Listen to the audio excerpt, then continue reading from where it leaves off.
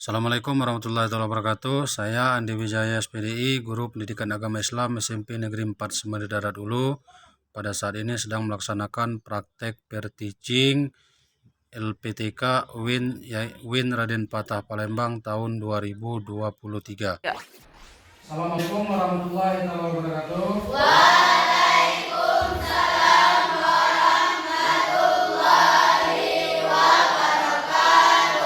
Selamat pagi anak-anak. Apa kabar semuanya pada pagi hari ini?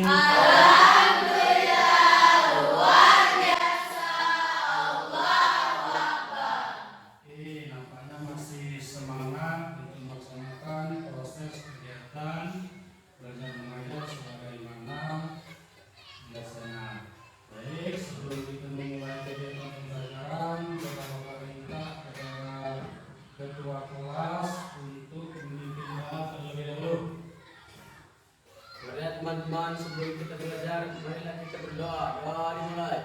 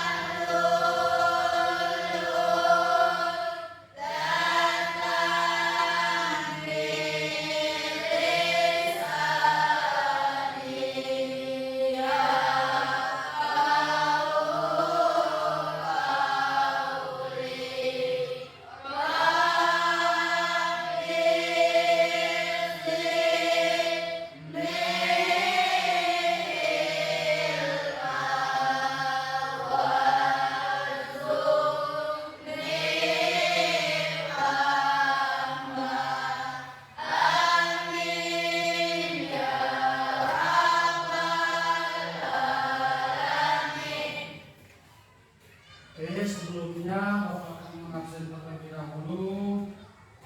Pertama Angga,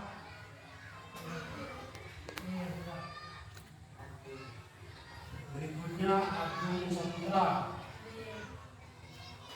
Bayu Atmaja, Busri Hana, M. Randi, Ramadan, Rita Triana, Santi Zahira, Teguh, Yusuf. Oke, semuanya ini ya, pagi hari ini tidak ada masuk. Baik, sebelum kita memulai pembelajaran, anak-anak, pada minggu-minggu sebelumnya kita telah pernah membahas tentang materi sujud. Barangkali ada di antara anak-anak yang masih ingat pengertian daripada sujud. Coba, siapa yang berani?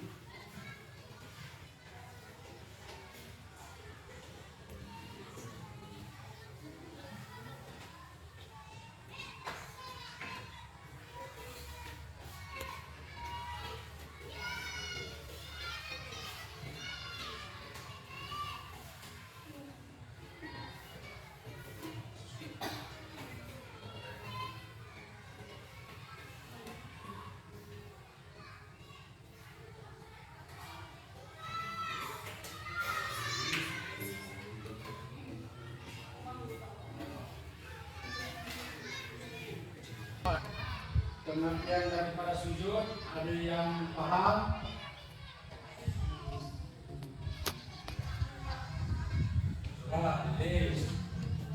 Sujud adalah penghambaan dan kepasrahan diri kepada Allah Subhanahu wa Ta'ala. Baik, itu pengertian daripada sujud, yakni bentuk penghambaan dan kepasrahan diri kepada Allah Subhanahu wa Ta'ala. Nah, materi kita pada hari ini adalah mengenai sujud syukur, sujud sahwi, dan sujud tilawah.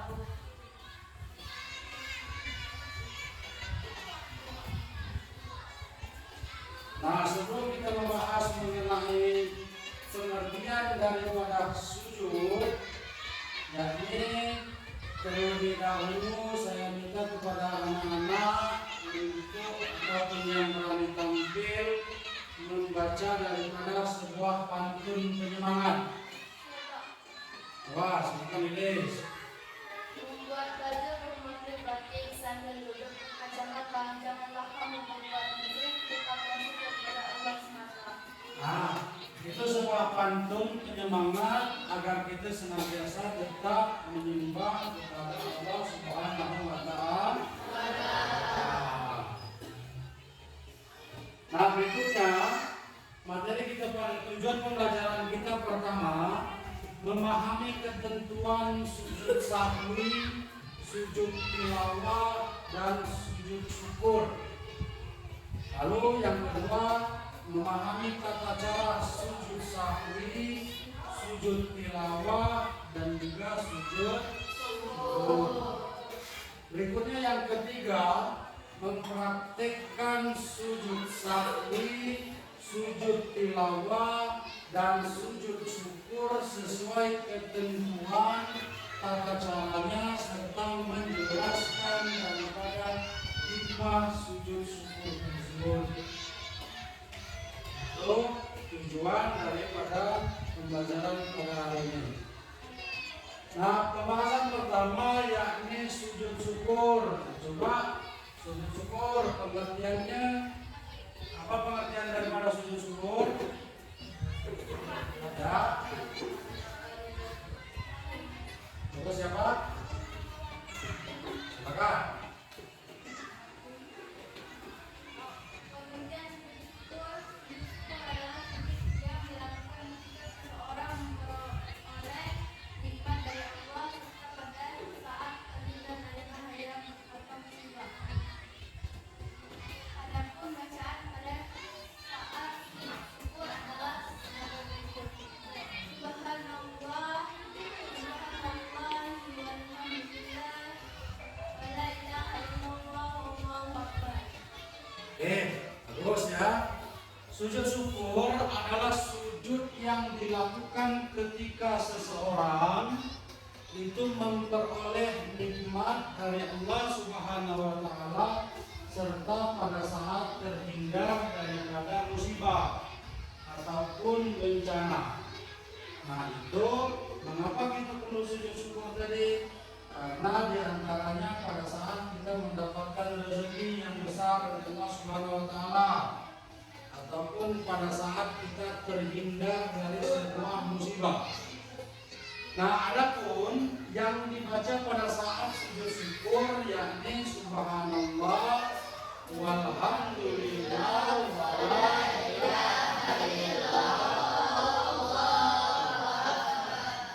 Nah, paham kira-kira pengertian daripada sujud syukur? Nah, lalu berikutnya hal-hal yang menyebabkan sujud syukur. Yang menyebabkan sujud syukur ada berapa? 3. Coba ada yang berani menyebutkan? Aziz. 1. Meraih penghasilan. 2. Mendapat kabar atau perintah gembira. 3. Terhindar dari musibah. Nah, adapun hal-hal yang menyebabkan kita mesti bersyukur kepada Allah, karena sebagaimana tadi adalah sujud syukur itu sebagai bentuk wujud kita syukur kita terhadap Allah. Di antara penyebabnya pertama pada saat kita meraih keberhasilan. Apa bentuk keberhasilan? Misal kita menang sebuah lomba, ataupun di dalam perlombaan kita mendapatkan trofi misalnya, ataupun berupa hadiah. Itu pertama. Lalu yang kedua mendapat kabar berita ataupun gembira. Kabar berita yang bentuknya berbahagia. Apa bentuk kabar yang bahagia? Misalnya kamu pada saat selesai sekolah nanti diterima di salah satu sekolah SMA negeri favorit misal. Pada saat kamu mendaftar, maka kamu dinyatakan lulus. Nah, itu bentuk daripada kabar yang gembira ataupun kabar yang membahagiakan. Lalu yang berikutnya, penyebab ketiga yakni terhindar daripada musibah. Nah, apa yang dimaksud terhindar dari musibah? Kita misalnya terhindar daripada musibah, misal tanah longsor ataupun gempa bumi. Pada saat terjadinya musibah, alhamdulillah kita masih diberikan keselamatan oleh Allah Subhanahu wa taala. Nah, maka paling tidak 3 hal ini yang menyebabkan kita harus melakukan yang namanya sujud syukur. Nah, yang menyebabkan sujud syukur.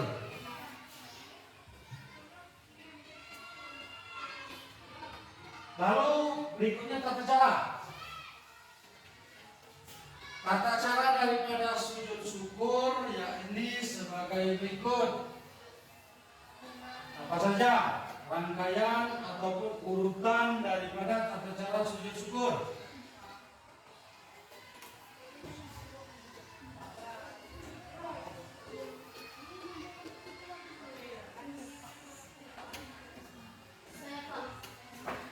Coba tulis.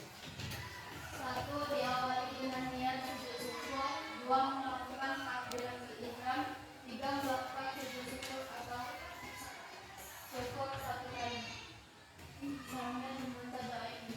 Subhanallah walhamdulillah wala ilaha illallah wallahu akbar wala haula wala quwwata illa billahil aliyyil azim.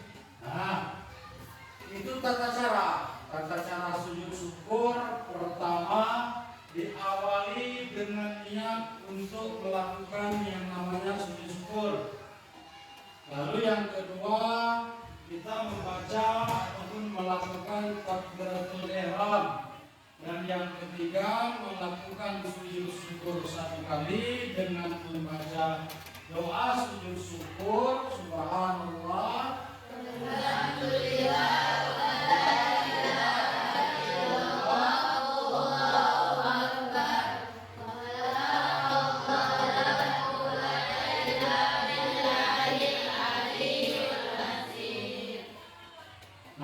itu tata cara daripada sujud syukur.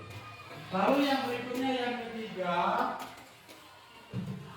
kita menyimpulkan materi yang kita pembahasan pada hari ini dengan sebagai berikut.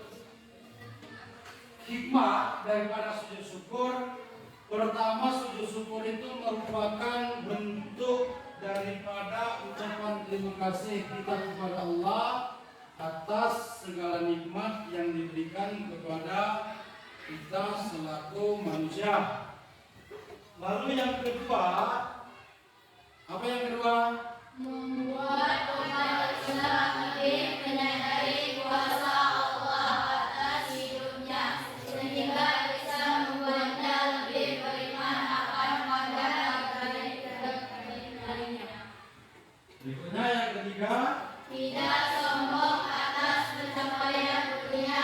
Semua hal yang terjadi dalam hidup manusia adalah sebab ridha Allah atas kehidupannya. nah itulah hikmah daripada sujud syukur. Pertama, tadi hikmah sujud syukur diantaranya ungkapan terima kasih kita kepada Allah Subhanahu wa taala atas segala nikmat ataupun rezeki yang diberikan kepada kita. Lalu yang berikutnya, membuat umat Islam menyadari bahwa manusia ini sesungguhnya di dalam kekuasaan Allah Subhanahu wa taala. Lalu yang ketiga, tidak sombong atas apapun bentuk pencapaian kita di muka bumi ini. Nah baik, mungkin itulah materi kita pada pagi hari ini. Sebelum Bapak menutup kegiatan pembelajaran kita, mungkin ada hal yang perlu anak-anak belum dipahami di sini. Silakan Bapak berikan waktu untuk bertanya. Mulai. Baik, setelah tadi tidak ada yang bertanya, Bapak anggap sudah cukup memahami atau mengerti tentang pembahasan kita pada hari ini. Maka berikutnya Bapak meminta kepada anak-anak siapa yang berani untuk mencoba menyimpulkan daripada materi pembelajaran kita hari ini. Silakan, siapa yang berani tunjuk tangan. Novia. Sujud adalah penghambaan dan kepasrahan diri kita kepada Allah Subhanahu wa Ta'ala. Oke, itu pengertian daripada sujud, yakni penghambaan atau bentuk daripada pasrahan diri kepada Allah Subhanahu wa Ta'ala. Lalu yang berikutnya siapa lagi yang mau menyebutkan? Coba Randy. Sujud dimaknai sebagai terima kasih kepada Allah Subhanahu wa Ta'ala.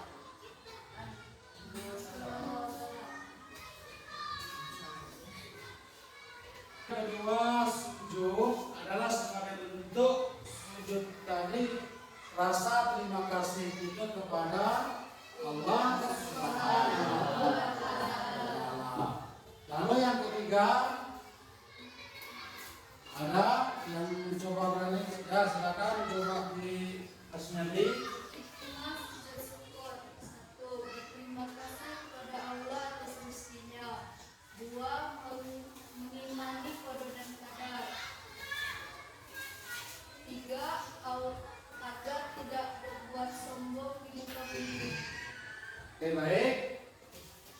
Hikmah daripada sujud syukur pertama sebagai bentuk ataupun wujud terima kasih kita kepada Allah atas nikmat dan rezeki yang diberikan kepada kita. Lalu yang kedua tadi mengimani ataupun kita berusaha untuk meyakini terhadap apapun yang telah ditetapkan oleh Allah, yakni qada dan qadar kita di muka bumi ini. Lalu yang berikutnya kesimpulan terakhir yang ketiga, yakni agar kita sebagai hamba tidak berlaku sombong di atas muka bumi ini. Nah, itulah hikmah daripada sujud syukur. Begitu cukup materi pembahasan pada hari ini. Berikutnya lagi, maka Bapak akan memberikan tugas, yakni lembar kerja, yang mana lembar tugas ini nantinya akan saya bagikan masing-masing per siswa, yakni 1 lembar. Mungkin itu saja. Diakhiri dengan billahi taufiq wal hidayah.